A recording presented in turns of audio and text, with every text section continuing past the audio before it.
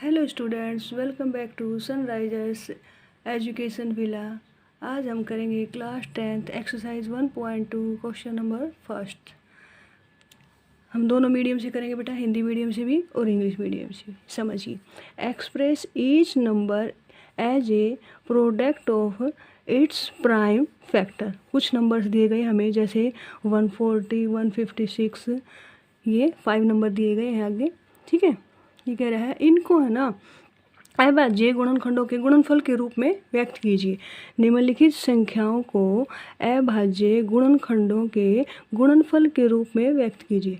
सबसे पहले क्या है बेटा, आपको क्या पता होना चाहिए कि अभाज्य संख्याएं प्राइम नंबर्स होते क्या हैं। ठीक है, प्राइम नंबर्स अभाज्य संख्याएं होती क्या हैं। अभाज्य संख्याएं प्राइमरी नंबर्स वो संख्याएं होती है बेटा जो सिर्फ और सिर्फ खुद की टेबल में आते हैं और किसी और से भाग नहीं जाते, किसी और टेबल में वो अंक नहीं आते। जैसे कि 2, 3, 5, 7, 11, 13,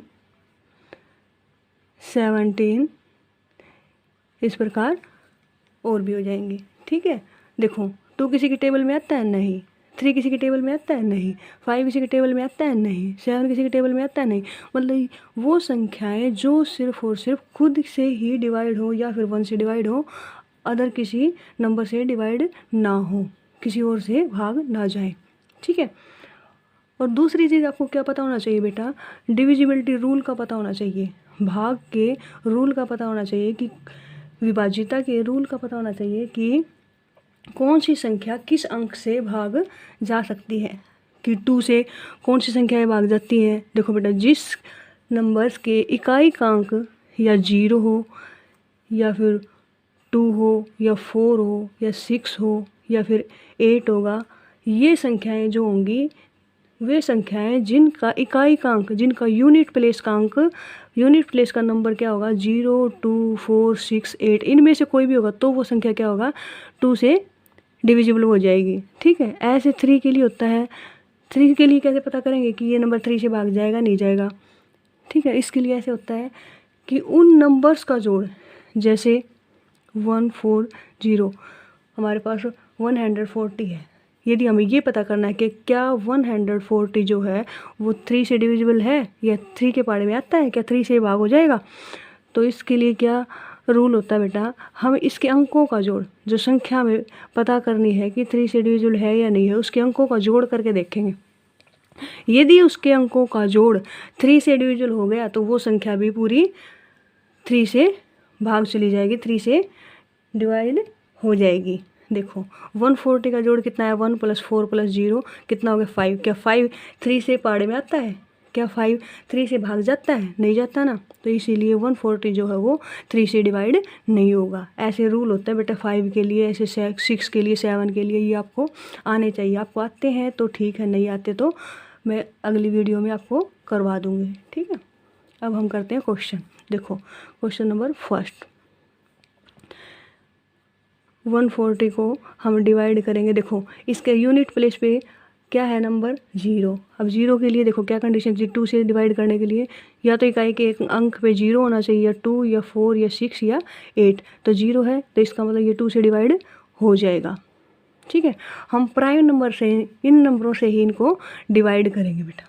ठीक है, देखो 2 से 2 सत्ते 14, 0 के 0, फिर 2 से 2 तिया 6, 1 यहाँ से, 0 यहाँ से, 10, 2 पंजे 10, फिर 5 से चला जाएगा, 5 सत्ते 35, 7 एकम 7। ठीक है तो देखो इसने कहा था ना अभाज्य गुणनखंडों के रूप में लिखो, प्राइम फैक्टर्स के रूप में लिखो। तो देखो इसका प्राइम फैक्टराइजेशन क्या हो गया, प्राइम फैक्टराइजेशन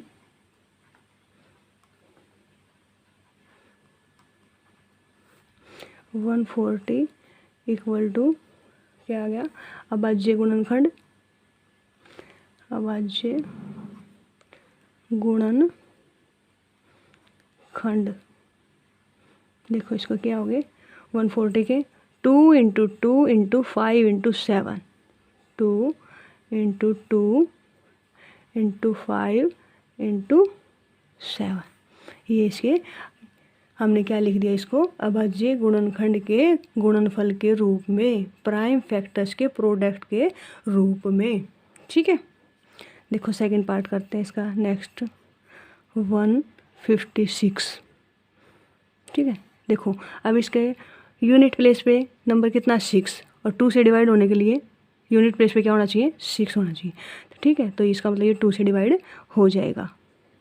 2 सत्ते 14, एक यहाँ से 16 हो गया, 2 अट्ठे 16।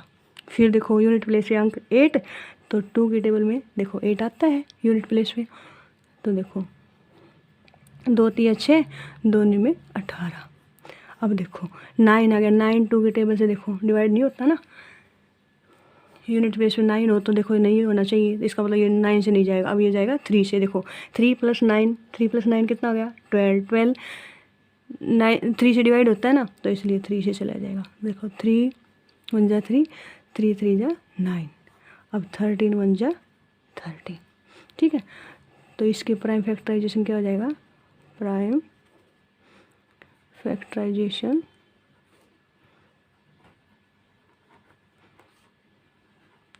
इक्वल टू, या फिर लिख दो हिंदी में अभाज्य गुणनखंड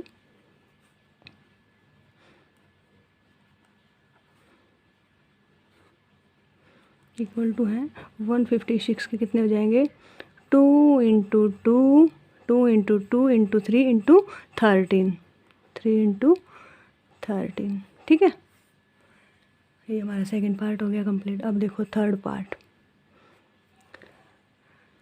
38 25, 3825 को डिवाइड करेंगे। अब देखो बेटा ये 5 के लिए रूल होता है कि लास्ट में सबसे पहले हम सबसे छोटे से के लिए चेक करते हैं बेटा 2 के लिए, तो 2 से डिवाइड नहीं होगा क्योंकि यूनिट प्लेस पे देखो 5 है, इनमें से कोई अंक नहीं है। ठीक है, ये अब 3 से चेक करते हैं, 3 से जाएगा नहीं जाएगा। 3 से चेक करने के लिए क्या होना चाहिए, इनके सभी अंकों का जोड़, नंबर्स का जोड़ 3 से डिविजिबल होएगा, तो ये 3 से डिवाइड हो जाएगा। तो देखो 5 + 2 7, 7 + 8 15, 15 + 3 18, तो 18 3 की टेबल में आता है ना, तो इसका मतलब ये 3 से डिवाइड हो जाएगा। 3 1 जा 3, 3 2 जा 6, यहाँ से 22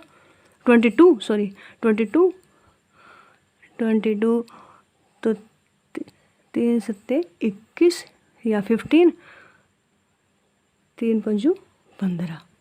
ठीक है, अब देखो 5 + 7 12, 12 + 2 14, 14 + 1 15, तो ये भी 3 से चला जाएगा। ठीक है, 3 चौका 12, 3 दूनी 6, 3 5 15। अब देखो क्या ये 3 के टेबल से जाएगा, 5 + 2 7, 7 + 4 11, तो इसका मतलब ये 3 से नहीं जाएगा। अब जाएगा 5 से, क्योंकि 5 के लिए कंडीशन होती है यूनिट प्लेस पे क्या होना चाहिए, या तो 0 या फिर 5, तो वो 5 से डिविजिबल हो जाता है। ठीक है, तो 5 से भाग हो जाएगा। देखो 5 8 40, 5 5 25, फिर 5 से 5 1 5 3, 5 7 35, 17 1 जा 70। ठीक है, अब लिख देंगे प्राइम फैक्टराइजेशन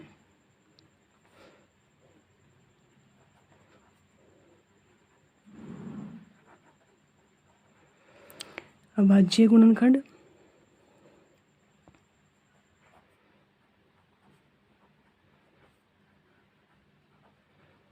क्या हो जाएंगे 3825 के 3 × 3 × 5 × 5 × 17, 3 × 3 × 5 × 5 × 17। ठीक है बेटा,